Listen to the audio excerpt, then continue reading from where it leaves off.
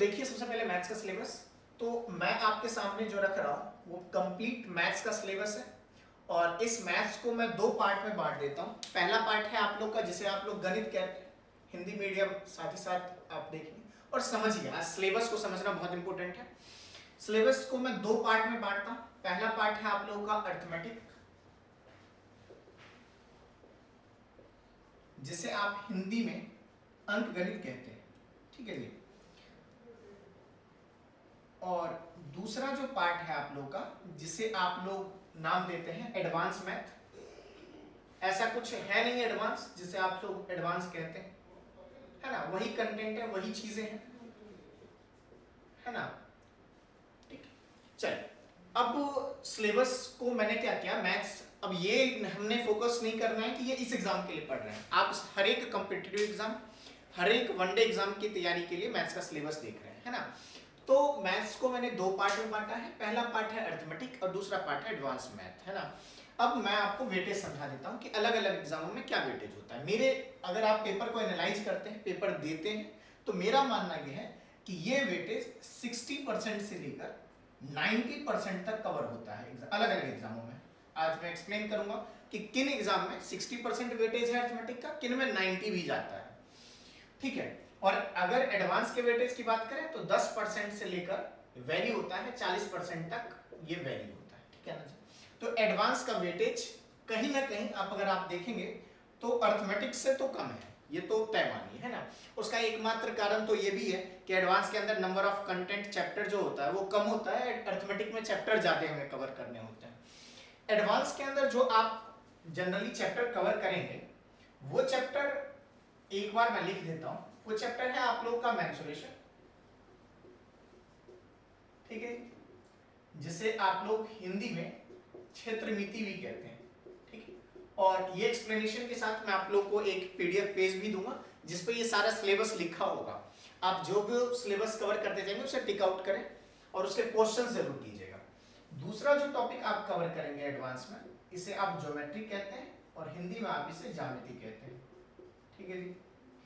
तीसरा जो पार्ट आपके पास होगा एडवांस मैथ के अंदर, उसे आप अलजेब्रा कहते हैं और हिंदी में आप इसे क्या कहते हैं, बीजगणित कहते हैं, ठीक है। और एक लास्ट पार्ट है जिसे आप ट्रिगो कहते हैं या ट्रिगोनोमेट्री कहते हैं,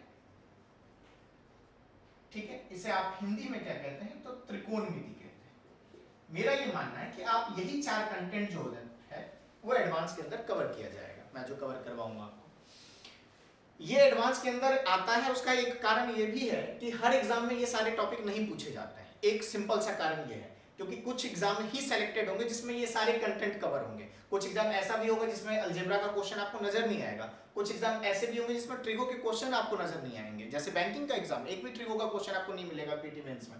तो इसलिए आपको ये डिफाइन करना होगा कि कहां पर एडवांस का क्या वेटेज है और किन एग्जामों में एडवांस से कितने क्वेश्चन आ सकते हैं, ठीक है। ये मैं एक्सप्लेन करूंगा, बस आप कंटेंट देख लीजिए कि अगर आप एडवांस कवर करेंगे तो उसमें ये चार कंटेंट है। जनरली सभी एग्जामों में ये सारे टॉपिक नहीं आते हैं, ठीक है। अब आते हैं अरिथमेटिक की तरफ। अरिथमेटिक का कंटेंट मैंने कहा ये 60% भी किसी एग्जाम में आ सकता है और कई एग्जामों में 90% तक अरिथमेटिक जा सकता है। पहले आप कंटेंट देखें, मेरा ये मानना है कि कंटेंट जो है पहले आप देखिए कि कौन कौन से कंटेंट है। कंटेंट में स्टार्ट करता हूं। टोटल मैं आपको 10 कंटेंट के अंदर पूरे सिलेबस को कवर कर दूंगा। अब नंबर ऑफ चैप्टर काउंट करेंगे तो 17-18 चैप्टर काउंट कर सकते हैं, लेकिन कंटेंट मेनली 10 है। रिलेटिव कंटेंट को एक जगह रखेंगे। सबसे पहले नंबर सिस्टम, जिसे आप पहला टॉपिक कह सकते हैं, है ना। जरूरी नहीं है कि पहले यही पढ़ना है, इसे आप हिंदी में कहीं ना कहीं संख्या प्रणाली कहते हैं, ठीक है जी। अब ये भी हमें देखना है कि नंबर सिस्टम किसी एग्जाम में 2 नंबर का भी आता है और किसी एग्जाम में 10 नंबर का आ सकता है। 15 नंबर के वेटेज तक बैंकिंग में कवर हो सकता है। तो हमें देखना होगा कि सिलेबस में क्या डिफरेंसेस है कि कई एग्जामों में 15 है, कहीं 2 क्वेश्चन आते हैं, ठीक। दूसरा जो कंटेंट मैं आपके सामने रख रहा हूं that is HCF and LCM. मैं बार बार कह रहा हूं कि ऐसा जरूरी नहीं है कि मैंने ऑर्डर लिख दिया तो चैप्टर नंबर 1 और 2 मैंने ऑर्डर नहीं किया है। कोई भी चैप्टर आप कभी भी पढ़ सकते हैं। इसे आप लोग महत्तम समाप्त वर्तक, जिसे आप मौसम भी कहते हैं, 6ठी क्लास में आप लोग पढ़ते थे इस चैप्टर को, महत्तम समाप्त वर्तक तथा लघुत्तम समाप्त वर्तक कहते हैं, ठीक है जी। तीसरा जो कंटेंट मैं यहाँ डाल रहा हूँ दैट इज एवरेज, जिसे आप लोग औसत कहते हैं। मैं इस कंप्लीट सिलेबस का पीडीएफ शीट भी आपको दे दूंगा, आप वहां पर देख सकते हैं। ठीक है, तीसरा टॉपिक जो है वो क्या है, एवरेज। चौथा टॉपिक जो मैं इसके साथ अटैच कर रहा हूं वो है रेशियो एंड प्रोपोर्शन, जिसे आप हिंदी में, इंग्लिश में तो आप इसे अनुपात तथा समानुपात कहते हैं हिंदी में, और इंग्लिश में आप इसे रेशियो एंड प्रोपोर्शन कहते हैं। और सबसे ज्यादा अगर अरिथमेटिक में किसी एक चैप्टर का रोल है तो वो रेशियो एंड प्रोपोर्शन है। अगर आप ढंग से पढ़ते हैं रेशियो एंड प्रोपोर्शन, बहुत कुछ कर सकते हैं आप। इस चैप्टर के साथ मैं 3 सब कंटेंट को अटैच कर रहा हूं। ठीक है जी, यानी कि ये चैप्टर अगर आप पढ़ते हैं तो इन चीजों को भी आप पढ़ेंगे। एक एज प्रॉब्लम, आयु पर आधारित जो प्रश्न होते हैं एज प्रॉब्लम, वो रेशियो में ही सिखाया जाता है। दूसरा पार्ट जो मैं इसके साथ अटैच कर रहा हूं that is mixture and allegation. बहुत इंपॉर्टेंट कॉन्सेप्ट है अरिथमेटिक का, इसे आप हिंदी में जो है, ठीक है जी, मिश्रण एवं घोल कहते हैं। मिक्सचर एंड एलिगेशन, मिश्रण एवं घोल। यानी कि जब भी आप एवरेज पढ़ेंगे, तो सॉरी रेशियो एंड प्रोपोर्शन पढ़ेंगे, तो सभी कंटेंट कवर करके चलेंगे आप। ऐसा नहीं कर सकते हैं कि रेशियो स्टार्ट किया, बीच में रोक दिया, एज छोड़ दिया, अगले चैप्टर पे मूव कर गए। कंटेंट पढ़ते हैं, पूरी चीजों को पढ़िए। इसके बाद इसके साथ एक और चैप्टर को मैं अटैच कर दे सकता हूँ, जिसे आप हिंदी में, इंग्लिश में पार्टनरशिप कहते हैं, और हिंदी में हिस्सेदारी या साझेदारी भी आप कह सकते हैं। ठीक है, साझेदारी में। तो मेरा ये मतलब है कि अगर आप रेशियो एंड प्रोपोर्शन पढ़ने जा रहे हैं तो आप इन तीनों कंटेंट को पढ़िए। इनसे जितने भी क्वेश्चन प्रीवियस ईयर पेपर में आए हुए हैं उन सभी को कवर करते हुए जाइए, तब आपका ये चैप्टर कंटेंट कवर तैयार होगा। अभी तक मैंने टोटल 4 कंटेंट लिखे हैं। सब कंटेंट को आप लेंगे तो 3 और अटैच हो गए हैं। ठीक है, इसके बाद जो कंटेंट मैं लिख रहा हूं that is time and work. आप सभी लोग इस चैप्टर को कई बार जानते होंगे, हर एग्जाम में पूछा जाता है इसका क्वेश्चन। और इसे आप हिंदी में समय तथा काम कहते हैं, या समय तथा कार्य कहते हैं, है ना। इस टॉपिक के साथ मैं आपके सामने 2 और कंटेंट रिलेट कर देता हूं। एक है work and wages, work and wages, जिसे आप काम तथा मजदूरी कहते हैं। ठीक है, इसके साथ एक और कंटेंट अटैच है दैट इज पाइप एंड कस्टर्न, जिसे आप हिंदी में क्या कहते हैं, हिंदी में आप इसे कहते होंगे नल एवं टंकी, नल एवं टंकी। ठीक है जी, इसके अलावा एक और टॉपिक मैं दे रहा हूं that is time and distance, है ना। बहुत इंपॉर्टेंट टॉपिक है वनडे एग्जाम के लिए। और इसके साथ भी 2 टॉपिक अटैच कर देता हूं। इसे आप हिंदी में कहते हैं समय तथा, क्या कहते हैं, समय तथा दूरी। इसके साथ 2 और कंटेंट है, एक है आप लोग का ट्रेन और दूसरा है आपका बोट एंड स्ट्रीम, जिसे आप हिंदी में नाव एवं धारा कहते हैं, नाव एवं धारा। तो मेरा कहने का मतलब यह है कि आप टाइम एंड डिस्टेंस पढ़िए तो इसे भी पढ़िए, ये नहीं कि एक अलग चैप्टर क्रिएट करने लग जाए। तो अगर आप जितना ही इन चीजों को बढ़ाएंगे तो बढ़ता जाएगा। अगर आप थोड़ा सा समझेंगे कि टोटल इतने ही कंटेंट है, टाइम एंड डिस्टेंस में मैं इन चीजों को कवर कर लूंगा, तो आप बहुत आसानी से इन चीजों पे कमांड बना सकते हैं। तो अभी तक जो मैंने कंटेंट लिखा है, एक तो number system, HCF, LCM, average, ratio and proportion के साथ 3 और टॉपिक है, age, mixture and alligation and partnership. Time and work के साथ 2 कंटेंट है, एक है वर्क एंड वेजेज और पाइप एंड कस्टर्न है, हिंदी में लिखा हुआ सब टर्म, है ना। टाइम एंड डिस्टेंस के साथ 2 और कंटेंट है, ट्रेन और बोट एंड स्ट्रीम को अटैच किया है। ठीक है, तो मेरे ख्याल से 1 2 3 4 5 6 कंटेंट अभी तक मैंने लिखे हैं। 4 कंटेंट और लिख रहा हूं, टोटल 10 कंटेंट मैंने कहा था कि मैं 10 लिखूंगा। ठीक है जी, इन चारों में रोल है परसेंटेज का, इसलिए 4 चैप्टर अलग से, वह है परसेंटेज। यानी कि इन चारों चैप्टर को पढ़ने के लिए आप परसेंटेज को ढंग से पढ़िए, क्योंकि इन सभी में परसेंटेज का यूज होगा, जिसे आप हिंदी में क्या कहते हैं, प्रतिशत कहते हैं। ठीक है, इसके अलावा अगला जो कंटेंट है परसेंटेज से रिलेटेड, वह है प्रॉफिट एंड लॉस, जिसे आप हिंदी में लाभ तथा हानि कहते हैं। इसके अलावा जो कंटेंट है वो है इंटरेस्ट, और इंटरेस्ट ब्याज जो होता है वो 2 तरह के होते हैं, एक होता है सिंपल और दूसरा क्या होता है, कंपाउंड। तो मैं इंटरेस्ट टॉपिक समझा रहा हूँ आपको। इसे आप हिंदी में ब्याज कहते हैं।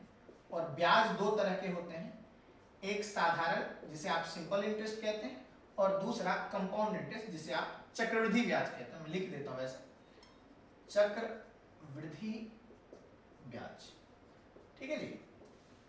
और इसे आप क्या कहते हैं, साधारण ब्याज। तो अगर आप काउंट करना चाहते हैं तो काउंट कर सकते हैं। मैंने आपके सामने जो कंटेंट रखा है, ये आपका जो टॉपिक है वो परसेंटेज से रिलेटेड 4 टॉपिक है, जिसके अंदर परसेंटेज है, प्रॉफिट लॉस है, एसआई है और सीआई है। अगर आप इसे 4 काउंट भी कर लेते हैं तो ये 6 टॉपिक मिलकर 10 टॉपिक बनते हैं। और सभी एग्जामों में सिलेबस जो होता है वो इन्हीं कंटेंटों से मिलकर बनता है। आप ये हो सकता है कि किसी एग्जाम में इससे 2 आ गए, इससे 3 आ गए, ये वेरी होगा, 1-2 वैल्यू होगा, ऊपर नीचे नंबर ऑफ क्वेश्चंस होंगे, कंटेंट नहीं बदला जाएगा, ये आप फिक्स रखें, ठीक है। अब आपको मैं ये समझाता हूं कि किन एग्जामों में सिलेबस में टॉपिक से कहां अंतर है, कौन से एग्जाम में एडवांस मैथ का क्या कंटेंट हो सकता है और क्या नहीं हो सकता है ना जी। क्योंकि मैंने अर्ली कहा था कि अर्थमेटिक में 60 to 90 जाएगा, तो 60 कहां जाएगा और 90 कहां जा सकता है वो भी देखिए। सर मेरा ये मतलब है कि समझिए आप पहले सिलेबस को। 60% जो अर्थमेटिक का वेटेज तब होगा जब वो एग्जाम एसएससी कंडक्ट कराएगी, है ना जी। और एसएससी बहुत सारे एग्जाम कंडक्ट कराती है। एसएससी एग्जाम कंडक्ट कराती है सीएचएसएल का, कराती है नहीं कराती है, जिसे आप 12th लेवल पे एग्जाम देते हैं, ठीक है। एसएससी कंडक्ट कराती है एग्जाम एमटीएस का, जिसे आप 10th लेवल पे देते हैं, कराती है। एसएससी कंडक्ट कराती है सीजीएल का एग्जाम, जिसे आप ग्रेजुएट लेवल पर देते हैं, ठीक है जी। एसएससी कंडक्ट कराती है सीपीओ का एग्जाम, जिसकी वैकेंसी आई हुई है, और ये भी ग्रेजुएट लेवल का आपका एग्जाम है। मेरे कहने का ये मतलब है कि अगर एग्जाम एसएससी ने कंडक्ट कराना है उसमें अर्थमेटिक का वेटेज होगा 60%, और साथ ही साथ अगर 60 ये है तो एडवांस का वेटेज होगा 40%, और 40% का मतलब होगा ऑल कंटेंट। यानी कि एसएससी जब कंटेंट कराएगी, एग्जाम लेगी, तो उसमें एडवांस मैथ के सारे टॉपिक कवर होंगे। उसमें आपको ज्योमेट्री भी पढ़नी पड़ेगी, मेंसुरेशन भी कवर करनी पड़ेगी, अलजेब्रा भी, ट्रिगो भी। तो ये आप एनालाइज करें, इन चीजों को देखें पहले दूसरे एग्जाम पर, ठीक है। और सारे वनडे एग्जाम को आप फॉलो कर रहे हैं, ये चीज भी ध्यान रखें। अब आते हैं दूसरा एग्जाम, मैं उठाता हूँ रेलवे का। अगर आपने एक एग्जाम की वैकेंसी आई थी जिसका पेपर नहीं हुआ है, that is RRB NTPC. Railway के एग्जाम में जो कंटेंट होता है वो 80% अर्थमेटिक पूछ लिया जाता है। यानी कि अर्थमेटिक आपको हर हाल में पूरा ही पढ़ना होगा, लेकिन जो एडवांस का वेटेज है ये अर्थमेटिक का वेटेज है यहाँ पर। और एडवांस मैथ से केवल 2 चैप्टर टच करेगा, एक होगा ट्रिगो जिसे टच करता है रेलवे, और दूसरा जो टॉपिक टच करेगा वो है मेंसुरेशन। यानी कि अगर आप फॉलो करेंगे, मेंसुरेशन के साथ कुछ चीजें ज्योमेट्री की प्रॉपर्टीज तो जरूर ली जाएंगे, लेकिन प्योरली क्वेश्चन ज्योमेट्री से नहीं होगा। यानी कि अगर आप देखेंगे तो मैं इस टॉपिक को 20% वेटेज देता हूं, यानी कि 2 चैप्टर कट चुके हैं। अलजेब्रा और ज्योमेट्री बिल्कुल काट दिया गया है। अगर आप पेपर को फॉलो करते हैं तो देखिए कि वहां पर जो क्वेश्चन होगा वो अलजेब्रा से नहीं आएगा और ज्योमेट्री से नहीं आएगा। यानी कि वेटेज चेंज हुआ। क्यों चेंज हुआ वेटेज? क्योंकि एडवांस के अंदर से 2 टॉपिक को गायब कर दिया गया है। वो वेटेज बढ़ा किसका? अर्थमेटिक का। यानी कि जब आप रेलवे का एग्जाम देंगे तो वेटेज बढ़ेगा अर्थमेटिक का, और अर्थमेटिक आपको पढ़ना ही है। अर्थमेटिक में कोई चेंज नहीं है किसी एग्जाम में, हर एग्जाम में अर्थमेटिक कंप्लीट सिलेबस के साथ आएगा, कहीं चेंज नहीं होगा कोई कंटेंट। अब आइए देखिए अब दूसरी चीजों को। इसके साथ जितने भी स्टेट के एग्जाम होते हैं या जितने भी कांस्टेबल के एग्जाम होंगे, स्टेट के अंदर ही मैं बात कर रहा हूं, कांस्टेबल के एग्जाम, है ना, जितने भी एग्जाम होंगे, या बीएसएसबी का एग्जाम होता होगा। मेरे कहने का बहुत सिंपल सा मतलब है, कोई भी एग्जाम होगा सर, जो अर्थमेटिक का वेटेज होगा वो 80 ही होगा और एडवांस का वेटेज 20 ही होगा। कोई भी एग्जाम आप फॉलो करें इन चीजों को, क्वेश्चन प्रीवियस पेपर का देखिएगा तो चीजें बेहतर समझ में आएंगी। यानी कि वहां पर भी आप अगर देखेंगे तो मेंसुरेशन और ट्रिगो को टच करेगा, ज्योमेट्री अलजेब्रा को स्किप करेगा। कोई भी आप वनडे एग्जाम अगर स्टेट का दे रहे हैं। अब आइए आपको दिखाता हूं कि कहां पर ये 90-10 में चला जाता है। अगर आप एग्जाम देना चाहते हैं बैंक की तरफ, ठीक, मैं यहां लिख देता हूं बैंकिंग। बैंकिंग का एग्जाम जो कंडक्ट कराती है आज के डेट में वो है आईबीपीएस, जो कि टाइमली एग्जाम लेती है, ठीक है जी। इसके अलावा एसबीआई खुद भी पेपर कराती है, ठीक है। इसके अलावा जो भी आईपीएस आपके पास क्लर्क का पेपर भी कराती है ना, और पीओ का भी कराती है, तो ये चीजें भी आपको ध्यान रखनी है। इसी तरह एसबीआई में भी यही स्ट्रक्चर है। मेरे कहने का ये मतलब है कि अगर स्ट्रक्चर बैंकिंग का होगा तो ये वेटेज जाएगा अर्थमेटिक का बैंकिंग के सिलेबस में। अर्थमेटिक का सिलेबस होगा 90%, अब वो देखना है कि 90 में क्या चेंजेस है, और एडवांस का वेटेज होगा 10%, उसमें एकमात्र चैप्टर दैट इज मेंसुरेशन, और कुछ नहीं पूछा जाएगा, ये बात आपको ध्यान रखनी है। यानी कि जब आप बैंक का एग्जाम देंगे तो ज्योमेट्री नहीं पढ़नी है, ट्रिगो नहीं पढ़नी है, अलजेब्रा नहीं पढ़नी है, केवल और केवल एक चैप्टर पढ़नी है, वो मेंसुरेशन। 2D को पढ़िए, that is more enough. Arithmetic फिर भी कंप्लीट है। अब हमें देखना होगा कि बैंकिंग के एग्जाम का अर्थमेटिक और जनरल एग्जाम का अर्थमेटिक कहाँ बदलता है, वो बहुत इंपॉर्टेंट है, क्योंकि जितने भी एग्जाम हैं उनसे बैंकिंग के सिलेबस में थोड़े से चेंजेस हैं, और ये चीजें आपको नोट डाउन नहीं करनी है, बस मैं एक्सप्लेन करने के पर्पज से ये लिखा था। इसका मैं पीडीएफ आपको अटैच कर दूंगा, आप उस पीडीएफ में इस पूरी चीजों को एनालाइज कर सकते हैं, सब कुछ रिटन फॉर्म में है। अब मैं आपको जो समझा रहा हूं वो ये कि बैंकिंग के सिलेबस और जितने भी वनडे एग्जाम हैं उनके सिलेबस में कहां पर अंतर आता है। मैं इसे रब करना चाहूंगा, और आपका काम है कि एक बार सिलेबस वाले पेज को डिटेलिंग कर लें, उसके बाद सिलेबस की तैयारी करें, ठीक है। अब आइए मैं आपको दिखाता हूं कि क्या कंटेंट चेंज होता है बैंकिंग एग्जाम में। जब आप बैंक का एग्जाम देते हैं ना, तो अरिथमेटिक का वेटेज बढ़ता है और 90% होता है, और एडवांस का वेटेज 10% होता है, यानी कि केवल और केवल आपका जो है वो 10% में एकमात्र चैप्टर है मेंसुरेशन पूछा जाता है। और अगर आप इस पूरे एनालाइजेशन को समझते हैं तो केवल एक टॉपिक है मेंसुरेशन जो हर एग्जाम में पूछा जाता है एडवांस से, अरिथमेटिक हर एग्जाम में पूछा जाता है।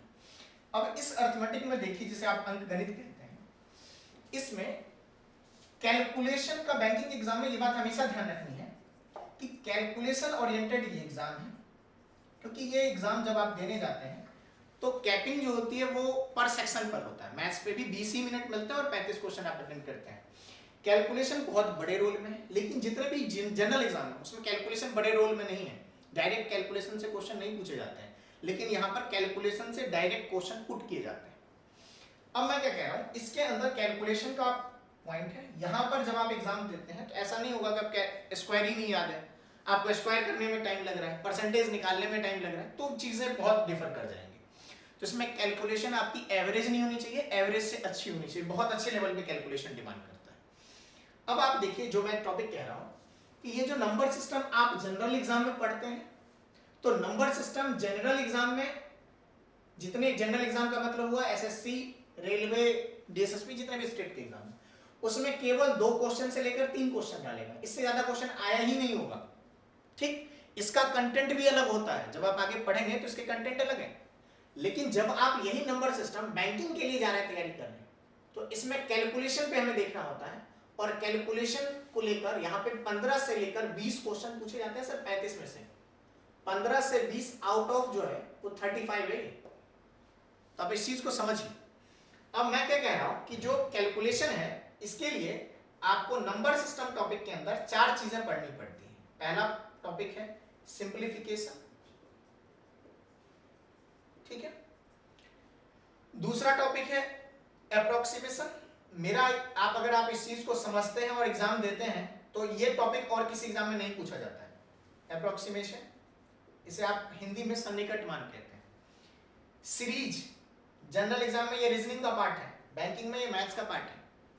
और सबसे लास्ट पार्ट है क्वाड्रेटिक इक्वेशन, ठीक है जी। अब ये टॉपिक 4 है मेरे पास, इसका वेटेज है 5 क्वेश्चन से लेकर 10 क्वेश्चन। इसका प्री में 0 क्वेश्चन, मेंस में जाकर 5 क्वेश्चन, ठीक है जी। पीओ लेवल पे प्री में 5 क्वेश्चन। सीरीज का फिक्स वेटेज है 5 और 5 क्वेश्चन क्वाड्रेटिक इक्वेशंस। अगर आप थोड़ा सा ध्यान से देखेंगे तो 15 से 20 पहुंच चुका है, ठीक है जी। यानी कि कहने का मतलब, ये कंटेंट जो लोग बैंकिंग का एग्जाम देंगे उन्हें ये कंटेंट प्रायोरिटी बेस पर करने हैं। जो लोग एसएससी या जनरल एग्जाम दे रहे हैं, रेलवे का एग्जाम दे रहे हैं, डीएसएसपी का एग्जाम दे रहे हैं, उन्हें ये चीज पढ़ने की जरूरत बिल्कुल भी नहीं है। लेकिन आपका कैलकुलेशन स्पीड अच्छा होना चाहिए। इन कैलकुलेशन स्पीड के लिए आपको इन चीजों को पढ़ने के लिए और इन चीजों को बहुत अच्छा करने के लिए कैलकुलेशन बहुत अच्छी होनी चाहिए, और कैलकुलेशन अच्छी करने के लिए आपको क्या करना पड़ेगा वो भी सुन लीजिए। कम से कम जो चीजें मैं आपको बता रहा हूं मिनिमम रिक्वायरमेंट है, ये चीजें बहुत अच्छी होनी चाहिए। कैलकुलेशन के लिए कुछ पॉइंट्स मैं आपके सामने रखता हूं, यानी कि एक तो स्क्वायर करना, जिसे आप वर्ग निकालना कहते हैं, स्क्वायर रूट कहते हैं, और क्यूब कहते हैं, क्यूब रूट कहते हैं, मल्टीप्लाई, डिवाइड, परसेंटेज को ब्रेक करना। सर ये कैलकुलेशन है, और इन चीजों की जरूरत कैलकुलेशन के लिए बहुत है, और स्पेशली बैंकिंग के लिए बहुत है। तो जब आप बैंकिंग का एग्जाम दे रहे हैं तो आपकी कैलकुलेशन स्पीड एवरेज नहीं होनी चाहिए, बहुत अच्छी होनी चाहिए। इन चीजों पे आपका कमांड होना चाहिए, फिर इनके क्वेश्चंस होने चाहिए। जब आप इनके क्वेश्चन प्रीवियस पेपर, अभी बहुत सारे पेपर आपको मिल जाएंगे, मैं सेंड कर दूंगा, उन सभी को करेंगे तो पता लगेगा कि हाँ बैंकिंग के एग्जाम में इसका रोल है। ठीक, अब 35 क्वेश्चन में 15 से लेकर 20 क्वेश्चन तो यहाँ कवर हो गया। 5 क्वेश्चन सर फिक्स कर लीजिए डी आएगा, हो गया जी, 25 कवर। 10 क्वेश्चन के लिए पूरी अर्थमेटिक आपको पढ़नी पड़ेगी बैंकिंग के एग्जाम में। पूरी अर्थमेटिक जब आप पढ़ेंगे तो 10 क्वेश्चन अटेम्प्ट करेंगे, जो कि लैंग्वेज प्रॉब्लम में आते हैं। और अगर आप इतना तैयार कर लें, डीआई तैयार कर लें, तो 35 में से 20 से 25 क्वेश्चन, नंबर कहीं नहीं जा रहे। तो कोशिश करनी है कि पहले में सिलेबस को डिफरेंशिएट करना होगा, और सिलेबस जब तक आप डिफरेंशिएट नहीं कर पाएंगे तो प्रॉब्लम है। अब ये चीजें जो मैं आपको कराऊंगा वो आपको नंबर सिस्टम के अंदर ही करा दूंगा, ठीक है। लेकिन याद रहे कि जो नंबर सिस्टम जनरल एग्जाम के लिए है उसमें केवल वेटेज है 2 से 3, इसका कंटेंट अलग कंटेंट है। इसके अंदर जो मैं आपको कराऊंगा वो अलग कंटेंट कराऊंगा, यूनिट डिजिट कराऊंगा, फैक्टर्स कराऊंगा। ये बैंकिंग का पार्ट नहीं है सर। नंबर ऑफ जीरोज कराऊंगा, डिविजिबिलिटी कराऊंगा, रिमाइंडर कराऊंगा, ठीक है जी, और सीरीज कराऊंगा। ये सब कंटेंट जनरल एग्जाम का है, इसका बैंकिंग से लेना देना नहीं है। ये बैंकिंग का कंटेंट है जिसका जनरल एग्जाम से लेना देना नहीं है। तो इसीलिए आप कैलकुलेशन से डायरेक्ट जनरल एग्जाम में क्वेश्चन नहीं होते हैं, लेकिन इन एग्जाम में होते हैं। मेरा मतलब यह है कि पहले आप सिलेबस को समझें। सिलेबस अगर आपको समझ में आएगा तो आगे पढ़ने में मजा आएगा, और पढ़ने में मजा तभी आएगा जब आप क्वेश्चन क्रिएट करेंगे, क्वेश्चंस करेंगे। दूसरी चीज जो मैं ऑनलाइन कोर्स आपके पास लेकर आ रहा हूँ उसकी एक चीज यूनिक है कि आपको चैप्टर वाइज क्वेश्चन भी प्रोवाइड करूंगा। जब मैं चैप्टर कवर कराऊंगा तो उसके साथ क्वेश्चन अटैच होगा पीडीएफ के फॉर्म में। आप मिनिमम रिक्वायरमेंट है वो क्वेश्चन करें, ठीक। दूसरी चीज, जब आप क्वेश्चन करेंगे तो आपके डाउट्स भी आएंगे, ठीक है। और कोशिश करनी है कि हर एक एग्जाम के क्वेश्चन करने हैं। आपने एक चैप्टर एवरेज पढ़ लिया तो ये नहीं कि एसएससी का क्वेश्चन अलग होगा, डीएसएसबी का अलग होगा। आप किसी भी एग्जाम का क्वेश्चन उठाएं और सॉल्व करें। मैं आपके पास जो क्वेश्चन कराऊंगा वो प्रीवियस ईयर पेपर के ही क्वेश्चन कराऊंगा, पैटर्न वही होगा जो प्रीवियस ईयर पेपर में पूछा गया है। आपसे इतना रिक्वेस्ट है कि आप क्वेश्चन ईमानदारी से करें, खुद से चैप्टर एक बार डिटेल तरीके से पढ़ लें, जो मैं आपको ऑनलाइन कोर्सेज के रूप में लेकर आया हूं। दूसरा सवाल, आपके डाउट जरूर आएंगे। जब आप क्वेश्चन करेंगे तो डाउट आएगा। डाउट के लिए जब भी चैप्टर खत्म होगा एक मेल आईडी दी जाएगी, उस मेल आईडी पर आप डाउट्स पूछें। आपको वीकली एक डाउट क्लासेस मिलेंगी जिसमें कि जिनके भी डाउट्स होंगे उनको ऑनलाइन क्लास के रूप में, लाइव क्लास में डाउट करा दूंगा, ठीक है। ये तो आपको रिकॉर्डेड में मैं प्रोवाइड करूंगा जितने भी चैप्टर हैं, ठीक है। और कोशिश कीजिएगा ज्यादा से ज्यादा लोग परचेज करें इसे, और कॉस्ट बहुत मिनिमम रखी जाएगी जो कि सभी लोगों को एफोर्डेबल हो, सभी लोग इसे खरीद सकें और पढ़ सकें। और कोशिश ये करनी है आप लोगों को कि ये चीजें ज्यादा से ज्यादा बिके और ज्यादा से ज्यादा लोगों तक पहुंचे। कॉस्ट मिनिमम रखी जाएगी, ये सोचकर रखी जाएगी कि आप सभी लोग परचेज कर सकें, ठीक। दूसरी चीज, जो लोग मेरे से पढ़ चुके हैं उनके लिए उन्हें तो पता ही होगा कि मैं किस वे में आपको कंटेंट कवर कराऊंगा, लेकिन आप अपने फ्रेंड्स को भी रेफर करें कि ये कोर्स परचेज किया जाए। मैथ्स की क्लासेस का पूरा सिलेबस आपको एफोर्डेबल प्राइस में दिया जाएगा। और कोशिश करनी है कि कंटेंट एक बार पढ़ने के बाद कोचिंग तक ना पहुंचा जाए। आपके जितने डाउट्स होंगे वो मैं लाइव यूट्यूब पर आकर ले लूंगा। क्वेश्चंस आपको मेल आईडी दूंगा, जब चैप्टर खत्म होगा तो मेल आईडी वहां पर होगी, आप उस मेल पर आप डालें, क्वेश्चन आपके सारे डाउट्स कवर होंगे। मुझे चैप्टर कवर करना में चाहे जितना टाइम लगेगा, मैं आराम से क्वेश्चन कराऊंगा, आराम से चैप्टर कवर कराऊंगा। आपका काम है, एकमात्र काम है कि क्वेश्चन ज्यादा से ज्यादा कवर करें, क्वेश्चन कीजिए क्वेश्चन अगर आप कर लेंगे तो कभी समस्या नहीं आएगी। और ऐसा नहीं होता है कि एसएससी की तैयारी की थी, रेलवे फिर से पढ़ना पड़ रहा है, रेलवे की तैयारी की थी मैथ्स की, एसएससी फिर से पढ़ना पड़ रहा है। सर ऐसा होता नहीं है। अगर आप एक बार ढंग से कंटेंट कवर करेंगे तो कभी दोबारा कोचिंग की जरूरत नहीं पड़ेगी। ठीक है, उम्मीद करता हूँ सिलेबस समझ में आया होगा। इसके साथ ही